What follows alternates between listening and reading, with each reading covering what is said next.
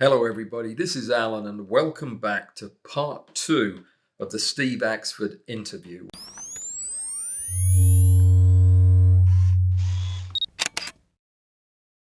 We're talking once again to Stephen Axford and Catherine Machiniak, who talked to me for so long and with so much passion and interest that the meeting that was scheduled for an hour went for 2.5. So this is the second half of our meeting. If you haven't seen the first video, I'd recommend that you do. We learn a little bit about Steve and Catherine, about why they love Australia and they're part of it so much. We learn about the different kinds of mushrooms that they find in Australia and we find elsewhere. We spent a little bit of time talking about Steve's equipment, and we went over a few of the technical issues regarding how he focus stacks in the field and the work he does in the studio. In this second half, we're going to dive a little bit deeper into the life of Steve Axford, photographer, and we're going to go back to the pre-mushroom days and see what he was up to back then. He's got a lot of fantastic photographs to share with us. And then we're going to get into the meat of our talk, which is just plain old showing off fantastic photographs of mushrooms. That's the bit you've been waiting for, and it'll be well worth it. We've got a lot of very beautiful photographs to show you and some video too. A quick word before we move on. Thank you to my Patreon supporters. You've been wonderful. And I really do appreciate everything you're doing to make conversations like this one possible, and as well as everything else you're doing. So my thank you also includes a huge thank you to everybody who supports me and helps me in other ways. This would simply not be possible without your assistance, so it is truly appreciated. So without any further ado, let's get back to the conversation with Steve and Catherine.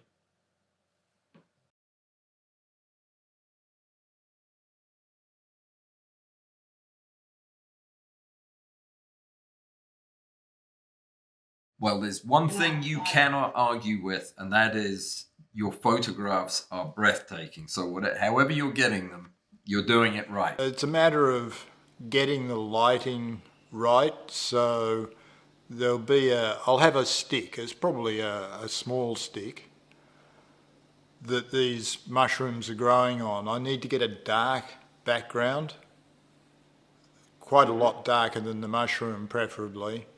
And I need to get lighting above and below on the mushroom. So I'll spend, first thing you've got to find the mushroom, then you've got to find a spot to photograph it. Now some mushrooms are growing in the ground, so you can't move them. So you've got to do the best you can with what you've got. Maybe you shade the area with an umbrella we use quite often. Yeah, so if you look at the Cortinarius, so Cortinarius, in this photograph, the Cortinarius, they're mycorrhizal, so they're not on a piece of wood, you can't move them, they are where they are. But they also often grow in clumps, don't they? So you can find one specimen that is more photogenic than the others. Would you move one? Would you move a fungus if you could, or is that just a no-no in fungus photography? No in a conservation. Oh, yeah. You don't want to damage or spoil things for other people, but if you got a mushroom on a stick, yes. Yeah, you can move it and then you can put it back. A little bit like the fish, you throw it back after. Well, I would put the mushroom back if I moved it. I don't want anybody to think I'd have thrown it away or eaten it. But this is a mycorrhizal fungus. So this grows in symbiosis with the roots of the tree. So you can't, if you move it, then you're breaking that connection. And it doesn't, generally speaking, it doesn't look right. I've taken many photographs of mushrooms where people have carefully picked the mushroom and replanted it, like in China when we were working with mycologists, that they'd often be out in the field and they'd bring the mushrooms back to me and I'd photograph them, and my photographs would become part of the collection. And they're collecting those mushrooms, so they're going to pick them anyway. But rather than expecting Steve to climb up and down cliffs where they're finding, Well, they expected that too, but where these young people are finding these mushrooms, they'll often he'll set up like a studio in the forest. This is a great place, like a stump, or, you know, when we say studio, we just mean a stump. yeah, somewhere where I don't have to lie on the ground. I can actually, you know, be in a relatively comfortable position, say this sort of height. So if there happens to be a stump you can put on, or a fork of a tree or something like that. That's shaded. With a nice dark background. You certainly don't want any sunshine spots in the background. Yeah. In fact, sunshine is the enemy of fungi photography. Yeah. The best time to be in a rainforest is actually when it's raining. The second best time, just after the rain.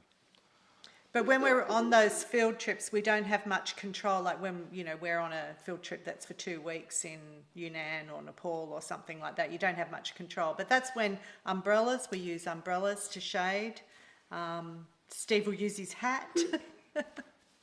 Yeah, when you were in the, I guess you were in China doing the Himalayan video. That was in northeast India.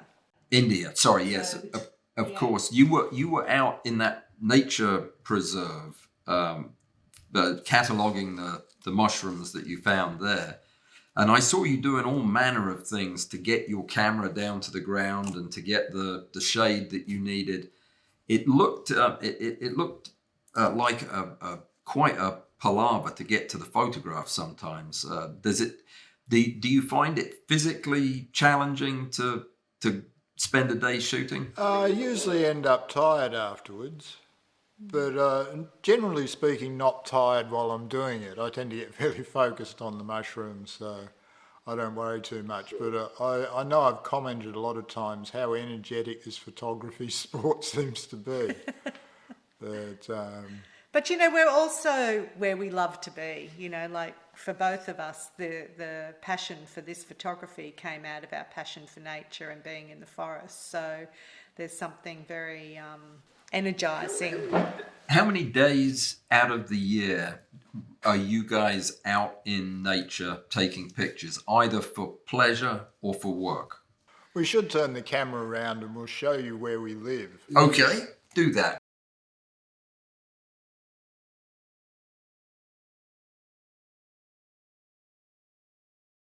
Oh my goodness. That is so gorgeous. So we're very privileged, you know, we live in nature. So you can be out photographing every day then?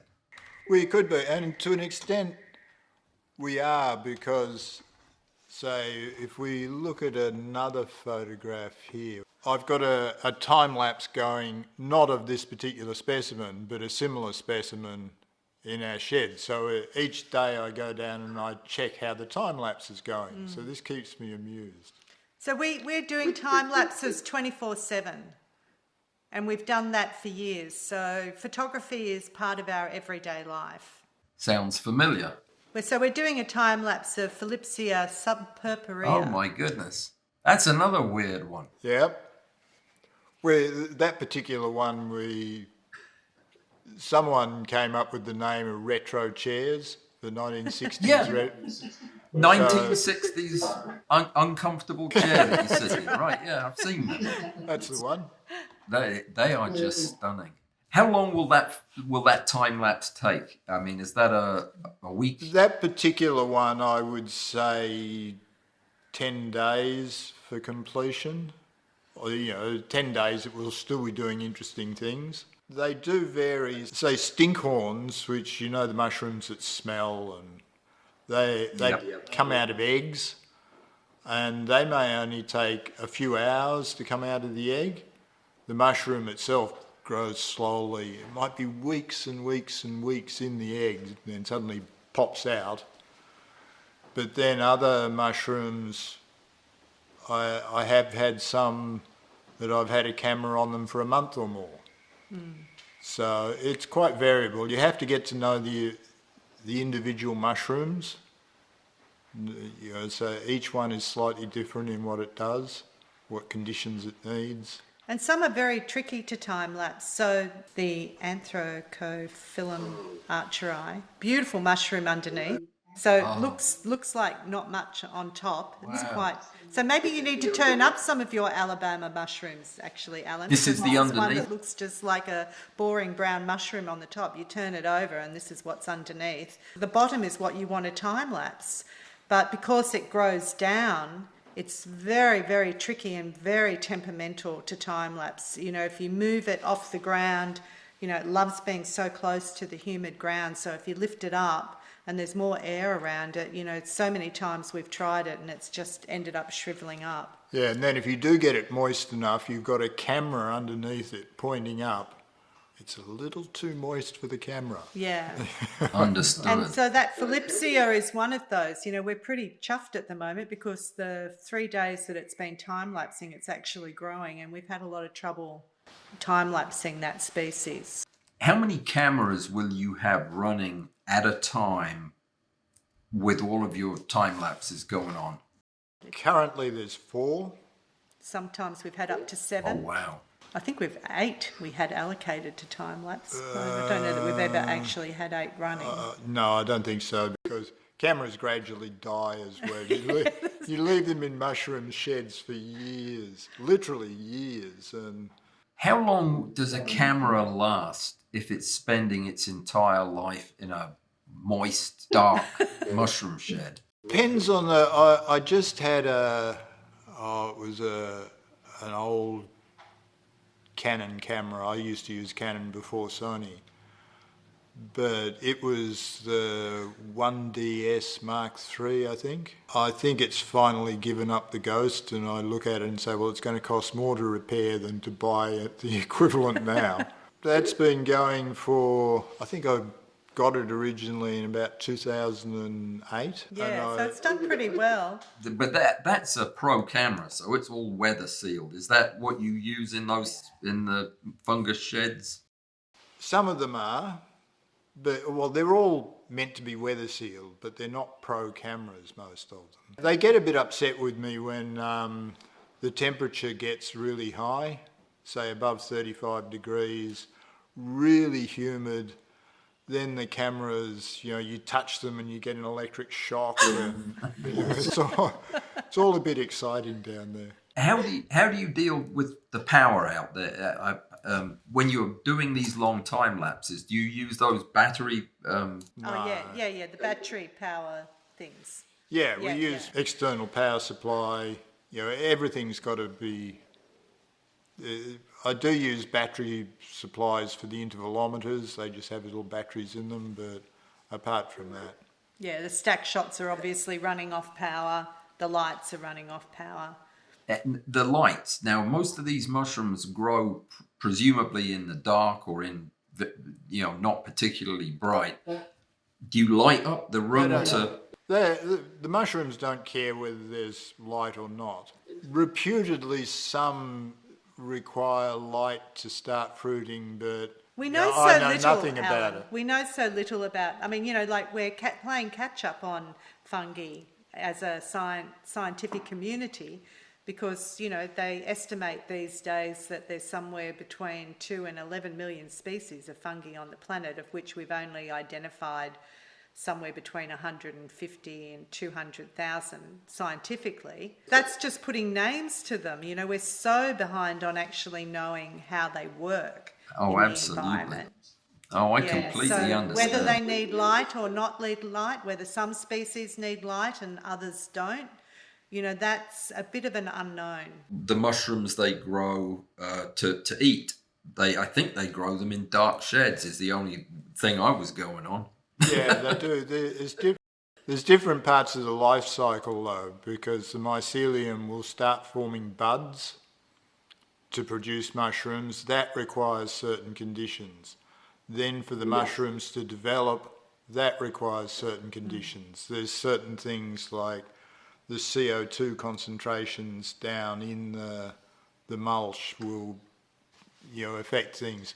We don't really get into that too much. We grow mushrooms, wild mushrooms, and you learn what works for one sort of mushroom and it will be different for another sort. But you can trigger a mushroom to grow to fruit, kind of. We can't, because we don't have any controlled environment. You know, we've got a mushroom shed, and that the conditions inside the shed are very much dependent on the conditions outside the shed. It's just a shipping container. Oh, really? So we've planted around it. So we've insulated it by planting trees, basically. So it sits in a beautiful arch of trees. It's insulated as well. I've put on, you know, house insulation around it. Are any of these photographs taken from your growing?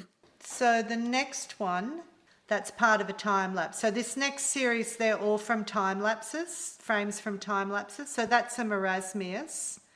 The next one is that same Gold tuft. Gold tuft. So what we try and do in the time lapse studio is duplicate what we do in the field, so that you've got the mushroom in light. We use a little bit of alfoil to reflect some up, and we get a background far enough away from it to throw it into focus and then cut the lighting off that. Are those little mushrooms underneath? Yep. Yeah, so the little mushrooms will come up, well, initially they come up as a microscopic dot, but then they'll develop. Now, these ones, when we were growing them, they didn't develop. Like they'll sit there and wait for conditions or die or whatever. They need this, like this burst of moisture comes up through the mycelium to push the fruit up, and that just didn't happen in this case. The next mushroom, which is Mycena chlorophyll. Wow. That's a whole nother ball game in terms of lighting. This we had to eventually get to the point that the glow-in-the-dark mushrooms were on screen. So tell me about these. Do you grow these? Where did the batteries go? Well, when I came up here, I heard about luminous mushrooms, and of course was quite excited. Didn't know what to do about it to start with. And then I thought, well, I can turn all the lights off in the house and wander around our property after a rain event. So we had 4 or 5 days of rain, so I went outside and I wandered around. I got a torch, wandered into the trees, turned the torch off, and there they were. Really? Yeah. Really. They're very, very common where we live during the wet season. I just assumed that you had to go to somewhere in Patagonia and spend 6 months at the top of a mountain to find these. They're in your garden. They're even in suburban gardens around here. You know, people have asked us, how do I find these? And we say, well, and they live in the suburbs. And we say, well, turn your lights off, go outside and see if there's any there after it rains. And they get back to us and say, you were absolutely right. They're growing on the mulch, or they're growing... Do they put out enough light for you to see them just glowing in your garden? Absolutely. There's some mushrooms like the glow-in-the-dark ones we get down in Victoria and Tasmania, and a lot of the glow-in-the-dark ones that they talk about in the United States and elsewhere are very dim. So you go out, you really need to know where the mushroom is. Turn your torch off and wait for a minute or so, and this faint glow will gradually develop, and they can be really spectacular too. And particularly with modern cameras, you can get great photographs of them because the camera can see a lot better than your eyes can. These guys aren't like that. You go along there, you turn your torch off, and there they are. Your eyes don't need to get used to it. I've actually walked along in the forest, picked up a stick with a whole mass of them growing on the end, and you get enough light to see the path. Only just. No you have to hold way. it low. You can't exactly say it's a good torch, but you can read by them, but you can read. How long of an exposure would this be, the green ones? 30 seconds is what I generally use. So 30 seconds and ISO 800. That's quite a bright mushroom. Wow. Are the ones behind it the same species? Yeah, they're developing and they're just starting to get the glow. You can see the bigger ones brightly glowing. that these mushrooms, that sometimes you get specimens that don't glow at all. I've had growing on one piece of wood a mix of luminous mushrooms and non-luminous mushrooms. So what exactly is going on there genetically, I'm not sure. Looking like they're growing from the same mycelium. Is that common to see two different species of mushrooms growing on the same substrate? Oh yeah. It's very common, yeah. Yeah. But we actually think this is the same species, just some of the mushrooms glow and some don't, and we don't understand why. But the interesting thing about this is that, photographing luminous fungi, it's tricky to get a little bit of the background in the shot so that you can actually see the substrate. And so that's the challenge, is doing it in a way that you can see. Getting just that little bit of light, because if you take it with absolutely no light, you tend to just see the mushrooms and nothing at all of what they're growing on, or maybe the tiniest bit of reflection here when it doesn't look very good. It just looks like mushrooms growing out of blackness. So it's better if you get that little bit of light so you can just get a faint idea of the background. So Steve will put these in a spot, even when he's just photographing them in the field, well, usually here, where he's just getting a little bit of spill light from the house or something like that to just bring up the background a little bit. But you'd never use a torch, for example, to just paint a little bit of light in around it? Well, you could, but you wouldn't paint it in on that area. It'd be far too bright. You might shine the torch up at the leaves overhead, and that might provide a bit of lighting for you. And also you focus stacking, so, the consistency of a torch moving around probably isn't wise, so you're introducing another variable. Yeah, you can't do that. You've got to have a fixed light for focus stacking. Really. Yeah. But this is actually taken from a time-lapse. So in the time-lapse shed, we have another little shed which we tend to use for the luminous fungi, so that, nothing that we're doing with another setup will impact it. Right.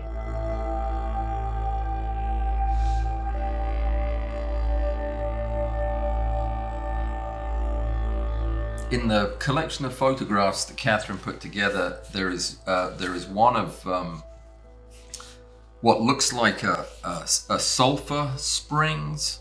That one is a volcano in Java, and it's a sulfur mine, but they're mining the sulfur where the sulfur actually is formed in the fumarole. When I was young, I worked in Falconbridge nickel smelter in Canada, which is near Sudbury, and worked with sulfur dioxide, and we had respirators and things like this, but the sulfur dioxide was a horrible thing to work in. The smoke there is sulfur dioxide, hydrogen sulfide, hydrogen fluoride, hydrogen cyanide. These young kids go and work in, they have to climb up into the clouds, into the fume there. The workers there are actually repairing the pipes. There are pipes at the top of the fumarole coming down, and they were repairing the pipes. I could talk for about a half an hour on that, but it's nothing to do with fungus. It's fascinating, and I did ask you to tell me a little bit about your photography prior to mushroom time, and I had no idea.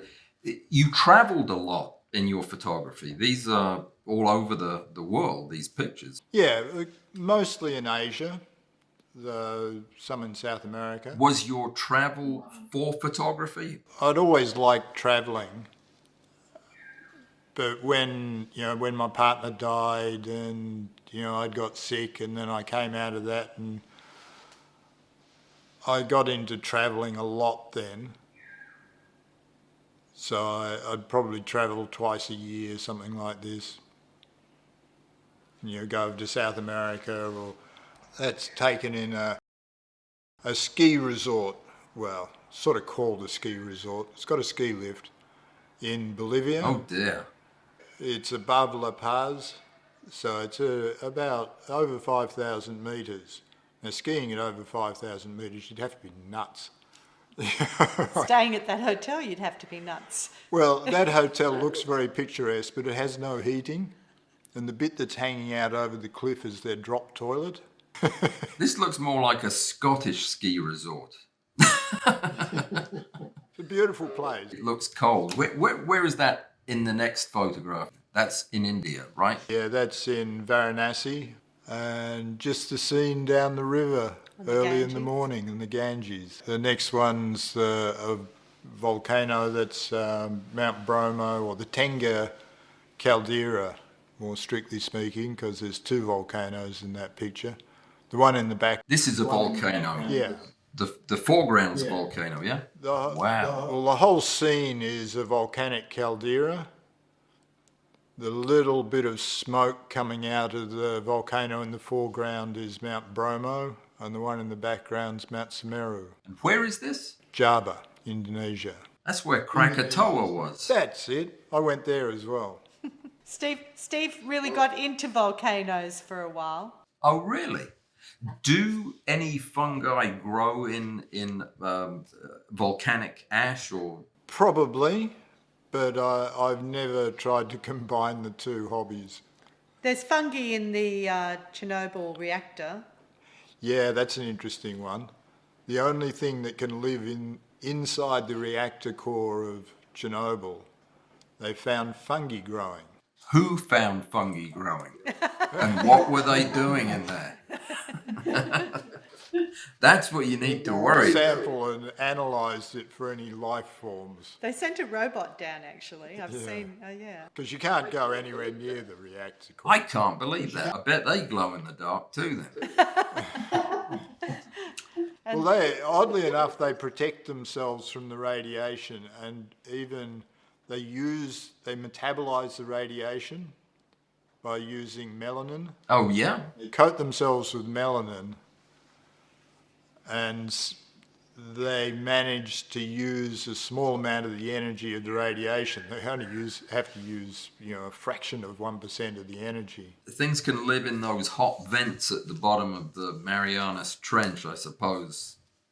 A nuclear reactor shouldn't surprise me. Anything's possible. I think this is part of the obsession, and why we fell down this rabbit hole of fungi, is that the science is forever interesting, like we find out new stuff every day. I notice in your videos that you have a lot of young mycologists working with you, or a lot of interesting people who are associated with mushrooms. Educational. Do you have a relationship with the university system, or do you train people? How do they get on your program? We do have relationships with universities. So we have a relationship with the Kunming Institute of Botany. We have relationships with various mycologists around Australia. It's not in most cases, it's not a formal relationship. KIB is. I mean, we were invited by the Kunming Institute of Botany back in 2013, I think it was, or 2014. 2014, to come over and document fungi while they were doing one of their annual fungi field trips, photographically, so that they could use it in a field guide. So my first book published of mushrooms was in Chinese, and I can't read it. Oh my goodness. So lots of photos of mushrooms. This is in Yunnan. So this is, it was done in the Nabanhair National Nature Reserve, which is quite close to the border with Laos and Myanmar. Somebody is going to want to know where they can get that book. They can't. It's published by the Kunming Institute of Botany, and it's mostly a field guide for locals. So then when they go into the field these days, they take this book with them and show them to the locals. And locals love it. The locals love it, yeah. They just love seeing information on the mushrooms that they know from the forest. Say, I know that one. Yeah, I was interested to see that the people that you'd speak to when you were on your India trip would tell you which mushrooms killed their local kids and which ones didn't. I mean, I suppose that's a good way to figure it out. Well, that's certainly the agenda of a lot of the groups that we work with overseas. They definitely are interested in finding out which mushrooms kill people so that they can educate people, because they're really interested in... I'm sorry. Sorry? I was thinking as people are put under more and more pressure with the way the climate's changing and just the whole environmental shift, are people relying on fungus more for food than they used to? And is this bringing the problem to the fore? Or I'd not heard about mushroom poisonings to the extent that I did in your video, and I was a bit shocked to hear that. Is it new, or has it been going on? I think it's always been going on. The mushrooms are little chemical factories. They produce a vast number of chemicals. Unfortunately, the occasional one is quite toxic. And the most toxic mushrooms are in the Amanita family, or Amanita genus. Amanita phalloides being the group which is the most toxic.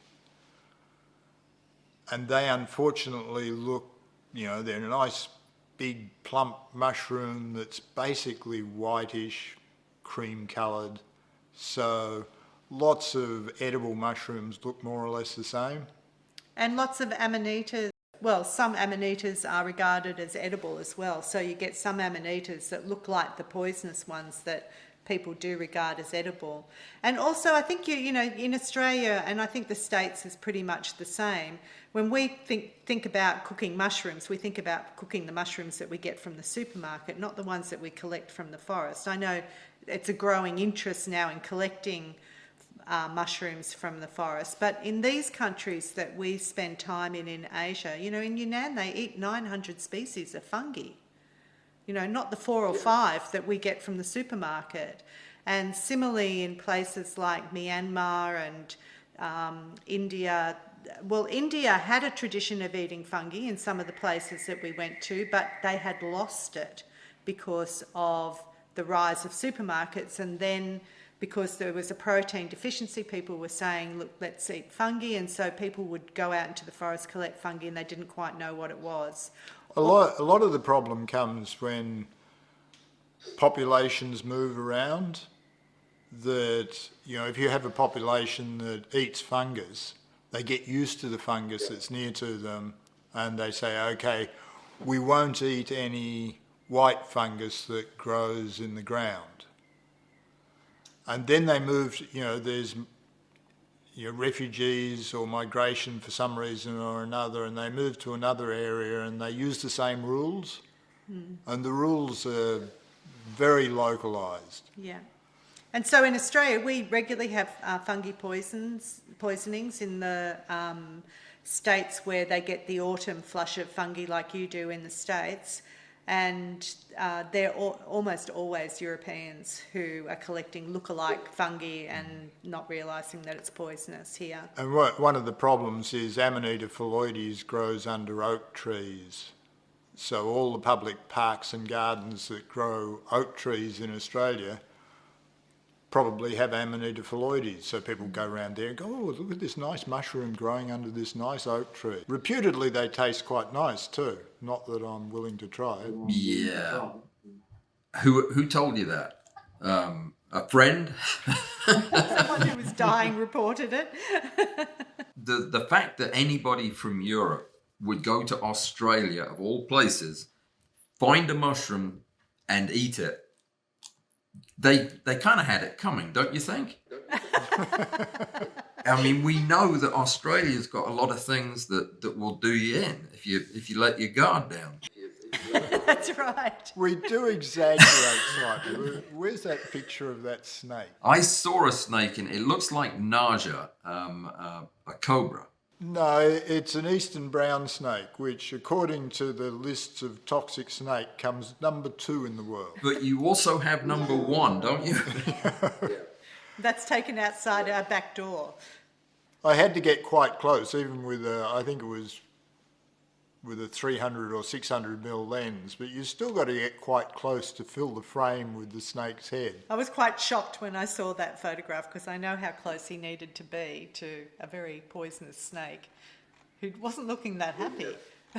No, it doesn't look happy. We have 5 poisonous snakes in the country, 5 species, depending on how you split the species up. I think you probably have that many in your garden, right? Probably. Yeah, probably. What is that falling from the sky, by the way, above that? Is that a spacecraft or something coming back to Earth? No. Well, I don't think so anyway. But that was one night when I was, out camping near a volcano and trying to get a photograph of the volcano erupting, which it normally does quite frequently. But that particular night, it didn't want to erupt. And that was I was just taking 30-second exposures. Oh. And a bloody meteor came down. So that's a meteor fireball on the side of Mount Semeru in 2008 or something like that. For real, though, not post-produced into that photo. That happened. Oh no, it looks real. I just wonder about camping on volcanoes that erupt every night. Yeah, mad. I'd probably try that. It would seem like worth the picture. A couple of questions that I had from viewers, and I had to promise that I would ask. I'll make them quick, but the first one is from Phil Arnold. And Phil wants to know, how would you characterize the primary driving force behind your work? Is it an expression of your art to take the most beautiful pictures of mushrooms that you can? Or is it a scientific interest in mushrooms that just has as an outlet your photography?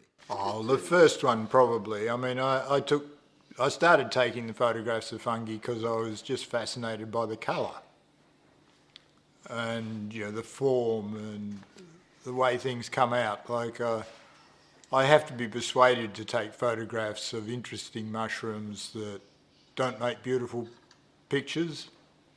That sometimes I'll take the pictures for scientific purposes so that you can get someone to perhaps identify it or something like that. But generally speaking, I'll always go for the pretty mushroom. I can't claim to be an artistic person by nature. I don't think that's true. Well, I started off in mining, and then I moved to the computer industry, so I was a technical person with computers for all my working life, and it was only after I finished that I only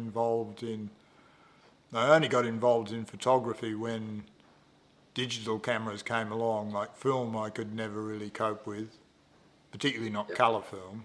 I've had a slightly different trajectory. Oh, she's arts all the way. Well, I trained to be an art teacher, so it's always been a part of my life, but then worked as a photographer and then a filmmaker.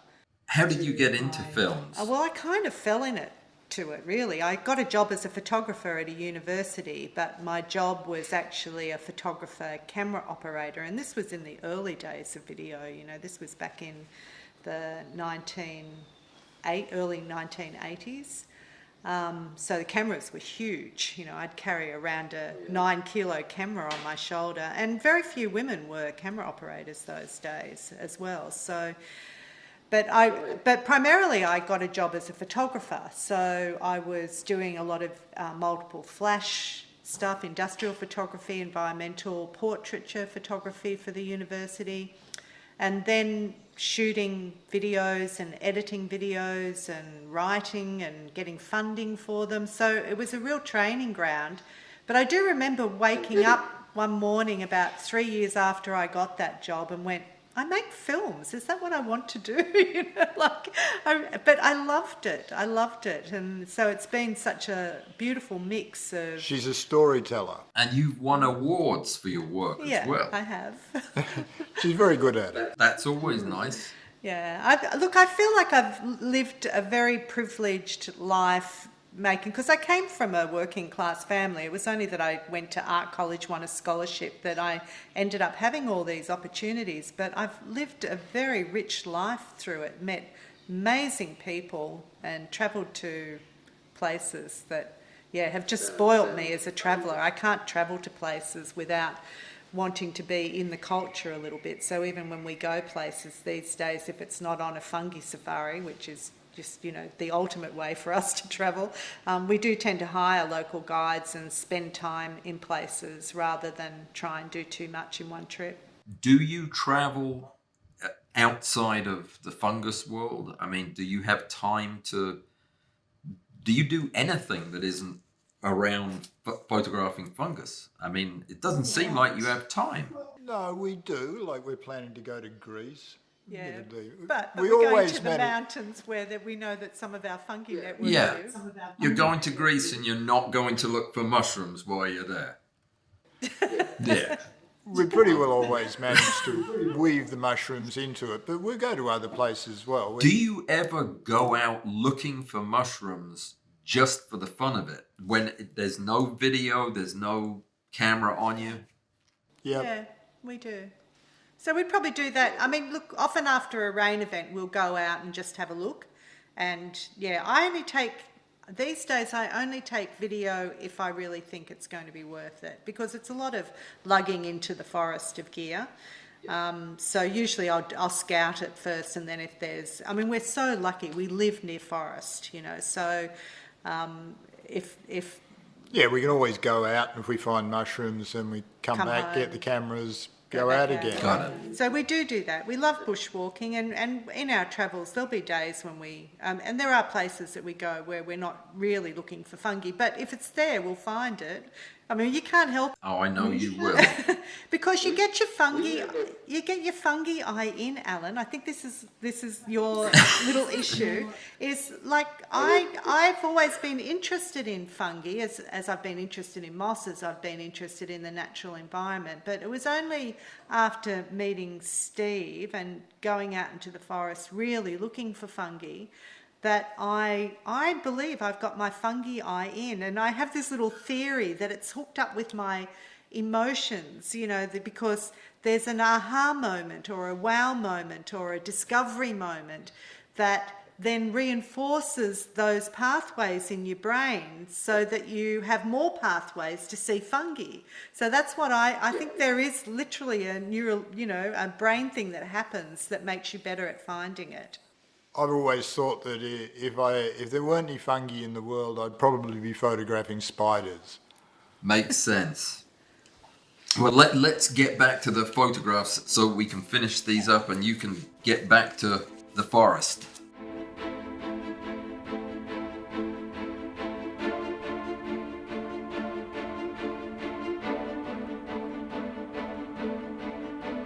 That was when we'd gone up and taken a time-lapse of the storm, and it worked out really well.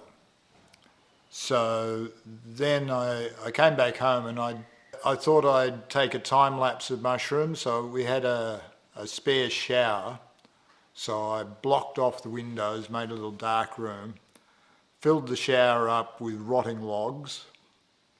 You have to have a very cooperative wife with that sort of thing. And tried time-lapse, and it worked remarkably well. And then the BBC had seen his glowing mushroom photographs on the internet and had contacted him really as a research thing to try and find out where they could find them to film them. Yeah. And Steve had these initial time lapses, and he said, well, do you want to see these? And they just loved them. And no one else had done any time lapses of fungi pretty much at that time. So, there'd been some very early ones done on film. Yeah, but, so they sent out a producer and had a look at what I did and decided the best way to do that was to provide me with a bit of extra equipment and get me to do it myself. Yeah. And so then the time lapses ended up on Planet Earth 2 with David Attenborough narrating behind them and done in our spare shower mostly. That was done in your shower with rotten logs. Yeah. That David, okay, all right. Does David know that? He didn't let on when he was talking about it. And so that has now led on to many, many documentaries they've been in. And you know, the thing that we get great heart in is that initially when they were used, they were as a beautiful lead into the story of insects and glowing mushrooms in Planet Earth 2. But a lot of the time they were just used as pretty pictures. But now we're getting people who are doing a film about kangaroos, and as part of their visual explanation of the ecosystem in where these animals live, they want a couple of mushroom time lapses. So people have moved from seeing them just as pretty pictures to seeing them as an integral part of the environment. And we feel very, we feel very proud that we might have had a little role to play in kind of shifting that thinking about how important fungi is on the planet. I would say so. And so now we've put together a whole bunch of time lapses to give people a sense of the journey that we've gone on from those original ones done in our shower to where we are now with time lapses. And we have like a catalogue of over about 500 time lapses now.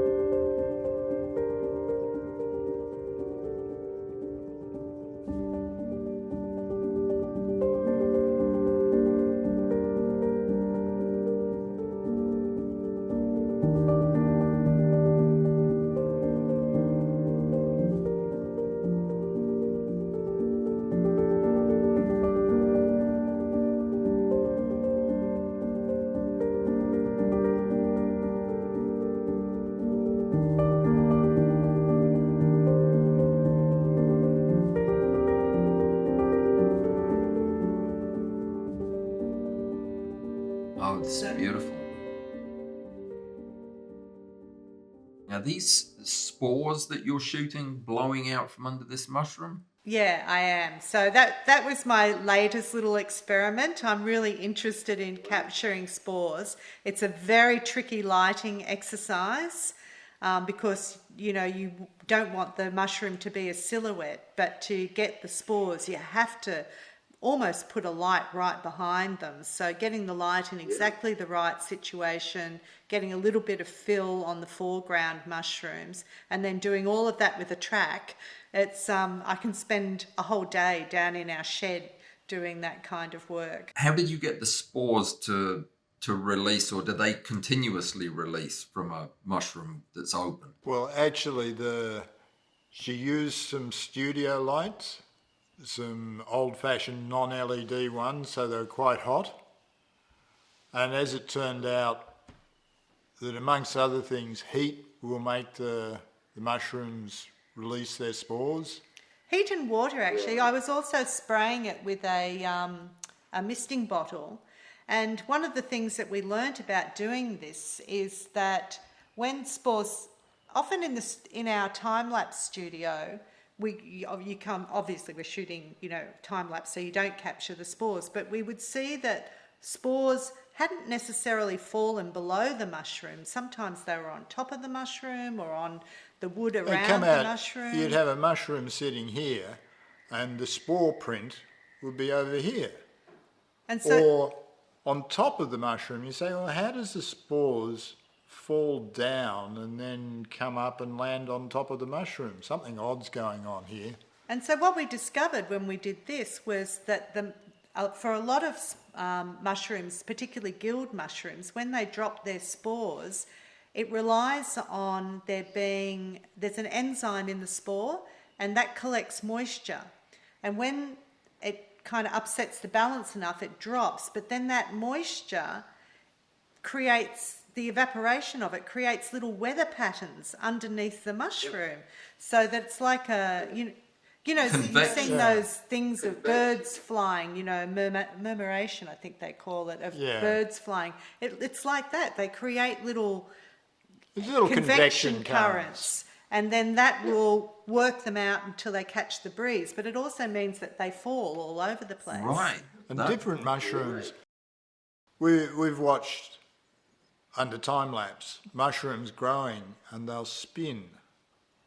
And then they'll spin so far that they're all wound up, so they'll stop and spin back in the other direction. With the one that we've seen spinning, it's a very small mushroom, and it's covered with hairs. We call it hairy mycena. They're bizarre looking. They are. They're about 1 millimetre across the cap. So they're very small. I can't even see them nowadays. The one that is the one that's on it's like a little ball with hairs coming out of it. On the ground? On the ground. The orange one. Yeah, that's one that's starting to develop. Will grow up into the other one. Beautiful, beautiful organisms. What are we looking at in 54? Did you accidentally put a photograph of a liver in here with your mushrooms? That's a slime mould, in fact. Well, no, that's a mushroom with slime mould growing on top of the mushroom and on branches. And the slime mould is fruiting. The slime mould goes through an amazing sort of life cycle where it covers everything in what looks like a slime, dog's vomit or something like that. Then it resolves into these fruiting bodies, which are usually coloured to start with, and then they dry up and release their spores. Oh, the slime mould's the yellow thing? The yellow thing is the slime mould. So the mushroom, it's actually a Ganoderma mushroom or a reishi mushroom. That's what I was going to say. Ganoderma, probably, yeah. I thought you'd suddenly become educated. Is this growing out of the ceiling as well? It was growing off the side of a log. Yeah. So Ganoderma is one of those fungi that's probably parasitic. Over a very long period of time, they'll kill their host tree. But that's just part of the cycle of the forest. Is that true of most of those ear-type mushrooms that grow out of trees? The shelf type, yeah. Yeah, they're a bit unsure of, a lot of them are parasitic, mildly so anyway. Some of them will kill the wood and then consume the dead wood. Other ones just occupy dead wood. So if there's a spot on the tree that's died, they might grow on that. maybe they'll do damage to the tree, but it often can take decades for anything like that to happen. Mushrooms are really interesting because they can change what they do. That some mushrooms might start off their existence as single-celled fungi within the leaves of trees, for instance.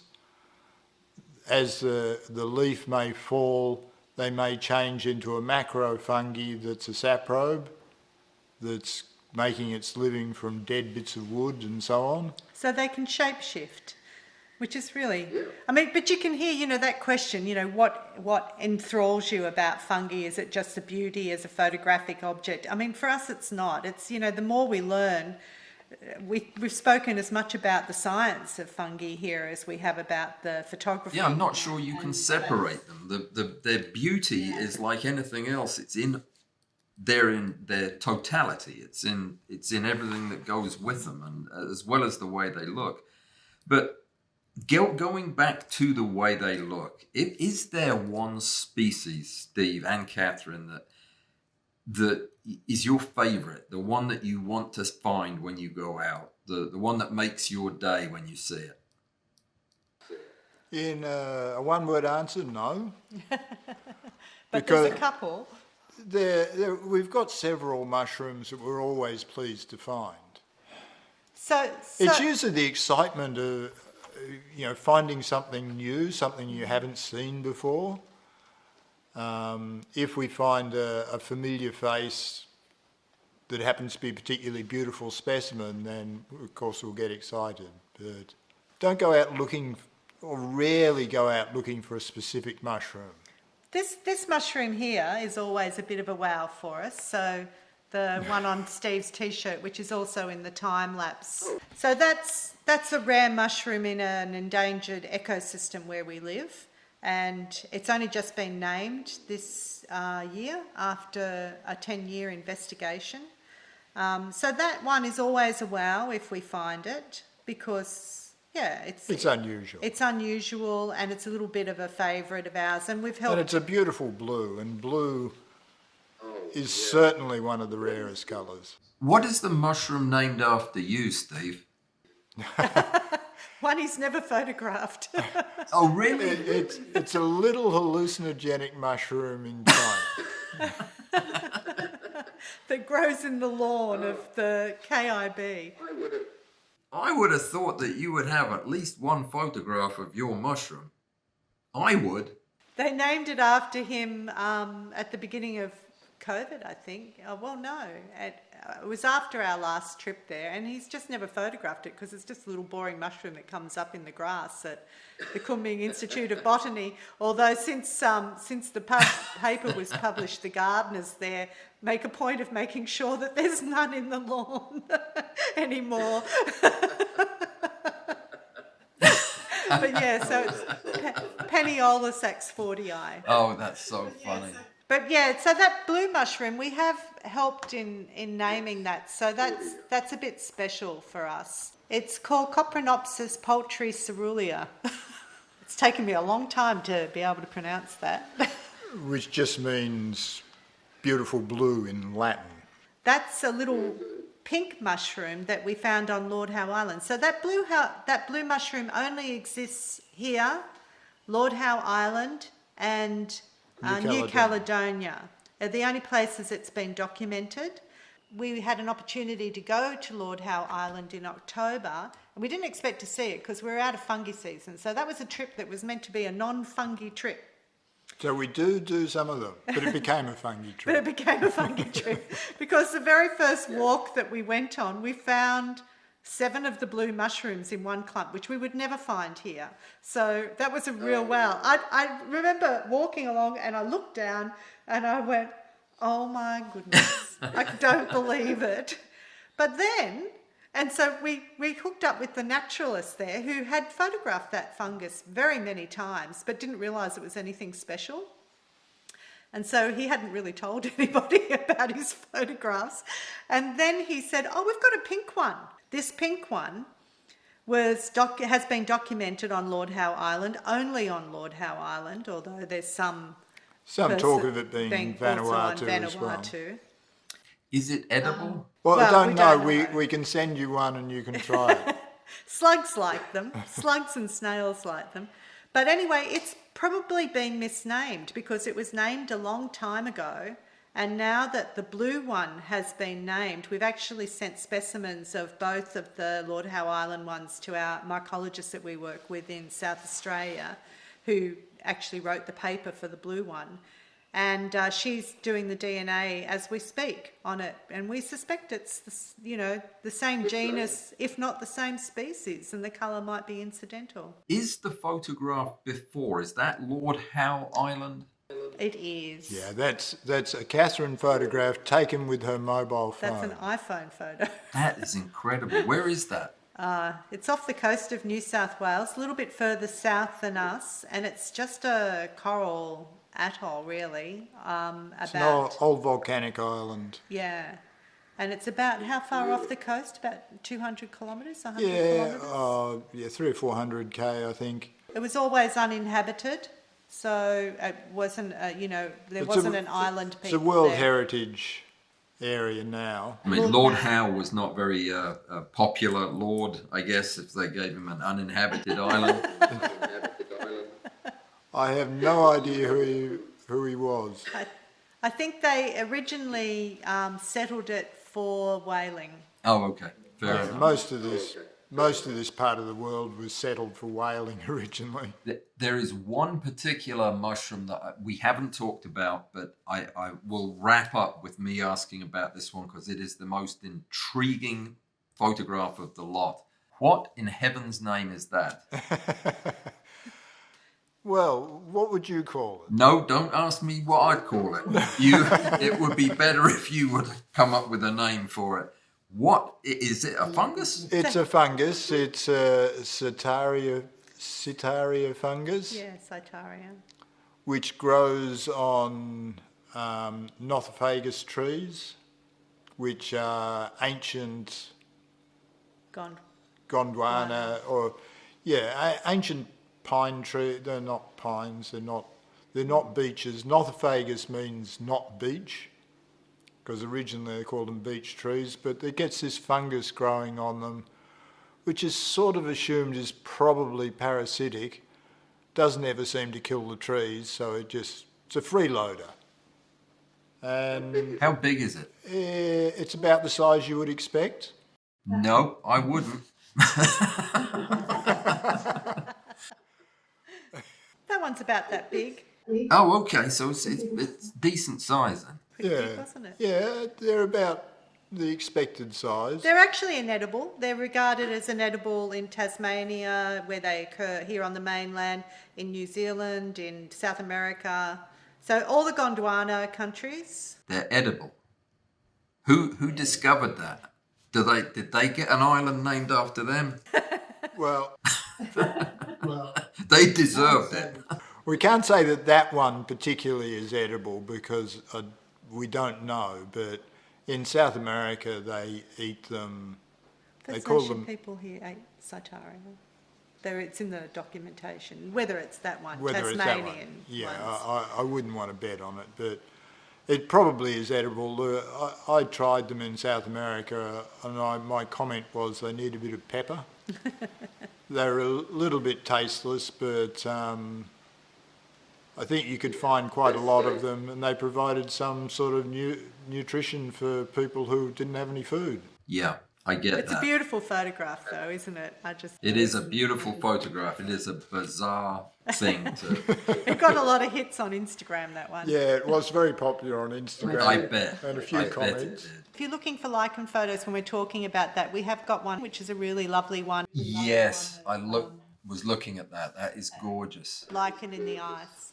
But we did get asked what is the all-time favourite photograph that he's ever taken. That's gorgeous. I can see why that would be your favourite.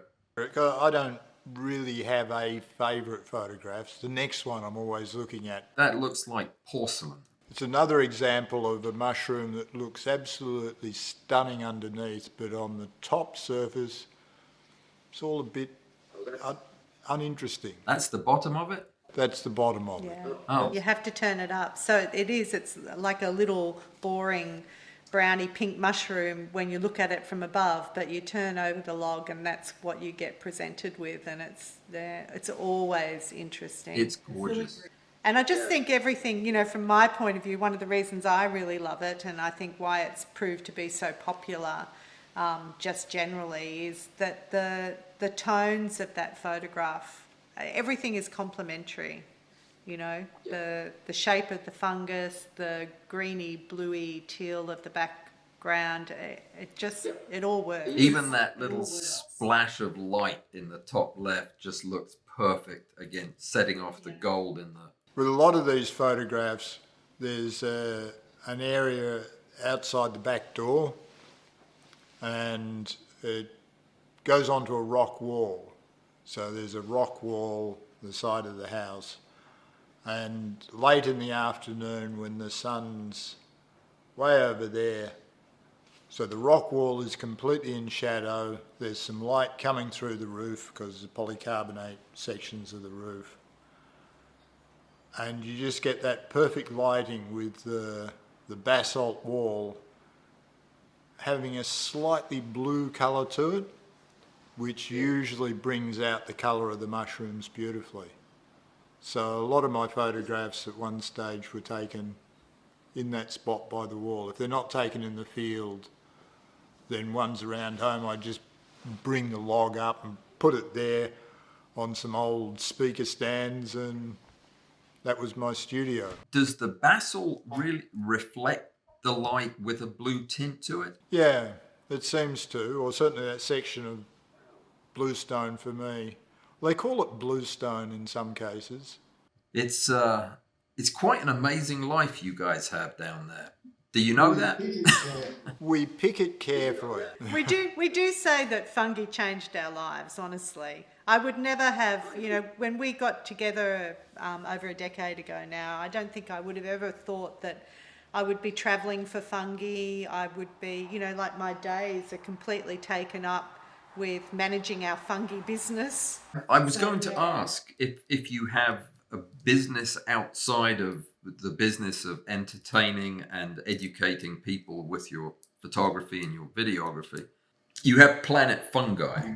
What is Planet Fungi? Well, of course, we call it Planet Fungi, but that's okay. We know that there's a divide between America and Australia on the pronunciation. Well, I'm from England, so I can't get any of it right. Well, you're a fungi person. You're supposed to be a fungi. England and us are fungi. The States are fungi.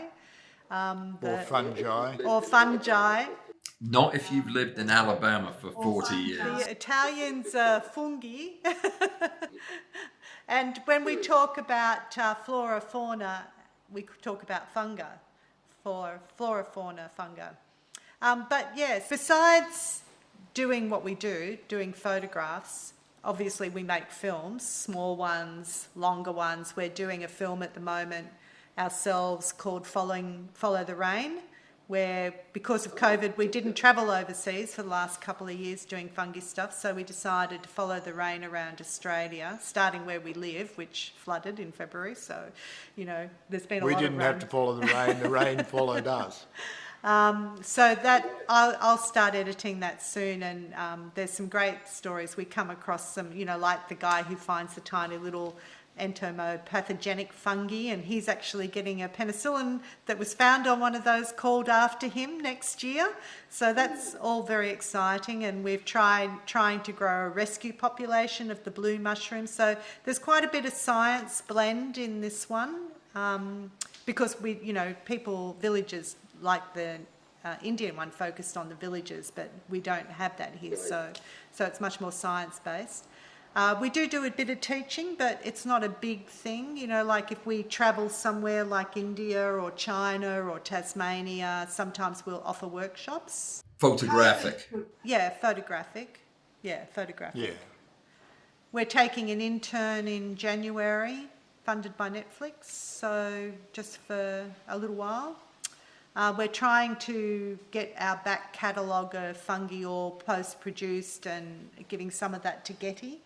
But the high-end stuff we still market, and well, people just come to us really. But you know, the business of the time-lapses is quite big. Like I spend a lot of time managing contracts and licensing agreements, and She does all the management. and delivery. I was actually a full-time journalist up until last year. I retired supposedly. But now I say refocus. Yeah, so I was a journalist for our public broadcaster in Australia. You won a prestigious award for your journalism. I was nominated. I won as part of a team of people who covered the 2019 bushfires. We won a Walkley Award for journalism.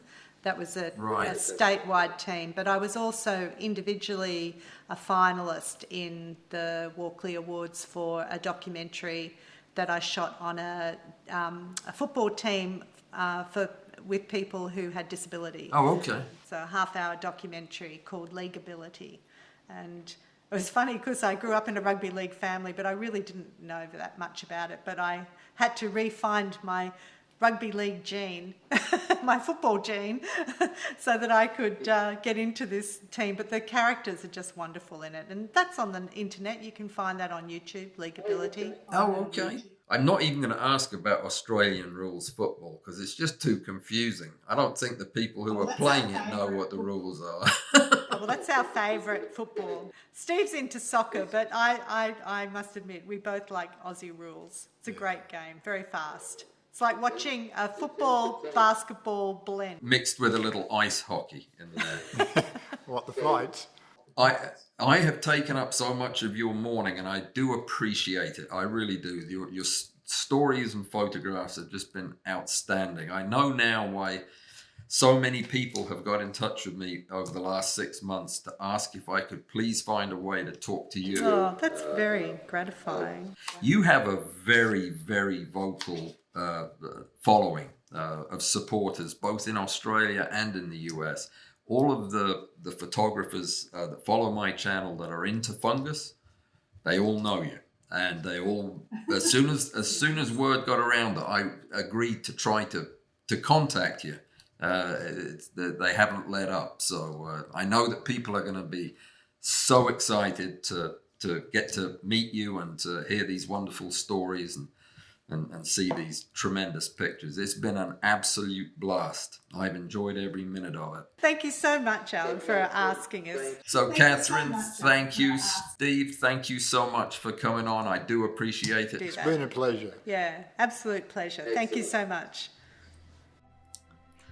And that, unfortunately, concludes my conversation with Catherine Marciniak and Steve Axford. It was a truly wonderful 2.5 hours, and I thoroughly enjoyed getting to know these people and getting to know their photography as well. I want to shout out to Dr. Rob Goldman of Perth, Australia, for making this recommendation that I do this. It was spot on, Rob. You were absolutely right. This guy is all class, so thank you. If you are not a Patreon subscriber, I would love for you to become one, because when you do that, I get paid. Take care. Be well.